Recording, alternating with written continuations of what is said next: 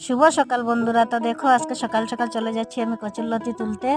ভেবেছিলাম আজকে লতিটা শীতল দিয়ে বানাবো, আর কচুর লতি তুলে আসতে আসতে দেখলাম আমার বড়মশাই মাছ একটা রেখে নিয়েছে। তারপর ভাবলাম যে মাছ আর শীতল দিয়ে দুইটা মিশিয়ে আজকে লতিটা বানাবো। তো বন্ধুরা, তোমরা কে কে এভাবে বানিয়ে খেয়েছো আমাকে একটু কমেন্ট করে জানাবে, মাছ আর শুটকি মিশিয়ে কচুর লতি। আমরা তো আগে অনেকেই খেয়েছি, তা এখন খাইনি, অনেক দিন হয়েছে।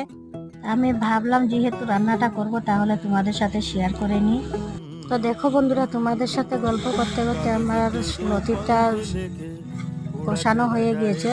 এবার আমি ঝোল দিয়ে দেব, আর ঝোল ফুটে এলেই আমি মাছটা দিয়ে দেবো। মাছটা দিয়ে কিছুক্ষণ নাড়াচাড়া করে আমি তারপর দেখো বন্ধুরা, এদিকে আমার রান্নাটা কমপ্লিট হয়ে গেল। এবার আমি ভাত বেড়ে নিলাম। যেহেতু অনেকদিন পর রেসিপিটা বানিয়েছি তার জন্য খুব স্বাদ হয়েছে। তো বন্ধুরা আমার ভিডিওটা ভালো লাগলে লাইক শেয়ার করে দিও, আর সাবস্ক্রাইব করে আমার